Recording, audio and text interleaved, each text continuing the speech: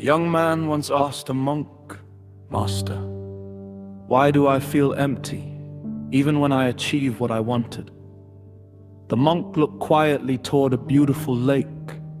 "Tell me," he said, "why can a lake reflect the sky so clearly?" The young man replied, "Because the water is calm." The monk smiled, "And that is your answer." My friend, many people spend their lives chasing external wealth while neglecting their inner world. They collect money, status, possessions, and approval, yet their minds remain restless.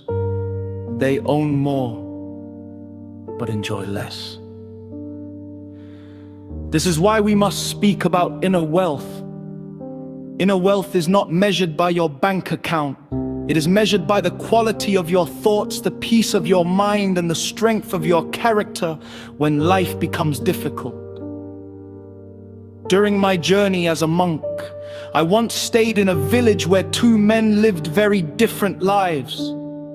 The first man was wealthy by every visible standard. His home was large. His table was always full. People admired his success, yet he lived in constant fear of losing what he owned. He trusted no one. He could not sleep peacefully. The second man owned very little, a small home, simple clothes, a quiet life, yet he laughed easily, shared generously, and carried a calmness that could not be bought. One man possessed wealth, the other possessed inner wealth, and strangely, it was the second man who looked truly rich. You see, the world teaches us to ask, "What do I need to acquire?" But wisdom teaches a different question. What do I need to let go of? Sometimes the greatest obstacle to peace is not what you lack, but what you refuse to release. The need to impress others, the habit of comparison, the belief that your value depends on achievement. I learned this lesson while climbing a mountain many years ago. I carried a bag filled with things I believed were essential: extra clothing, unnecessary tools, objects meant to make me feel secure.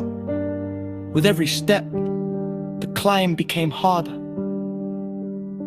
Finally, an old monk stopped me and said, "You are not struggling because of the mountain. You are struggling because you do not know the difference between what is useful and what is heavy." That lesson changed my life. Many people carry emotional weight the same way: resentment from the past, fear of failure, endless worry about the future. Then they wonder why happiness feels distant. Inner wealth begins when you learn to create space within yourself, space for gratitude, space for patience, space for self-awareness. Because a peaceful mind makes wiser decisions than a crowded mind. But do not misunderstand me. Inner wealth is not about avoiding ambition. You can build businesses, chase goals, and dream boldly.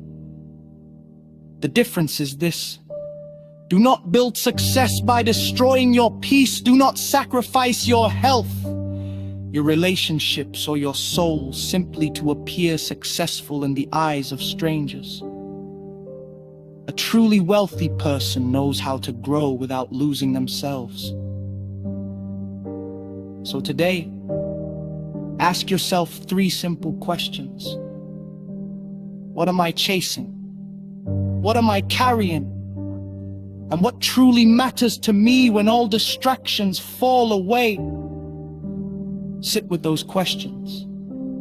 Do not rush the answers, because self-reflection is one of the greatest forms of wealth available to us. Remember this: money can buy comfort, status can attract attention, but inner wealth creates something deeper: clarity, resilience, purpose, and the ability to remain grounded when life becomes uncertain. And perhaps that is the richest life of all. So before you seek more from the world, spend a moment strengthening what exists within you. Because when your inner world becomes abundant, no external circumstance can easily make you feel poor. Think about that.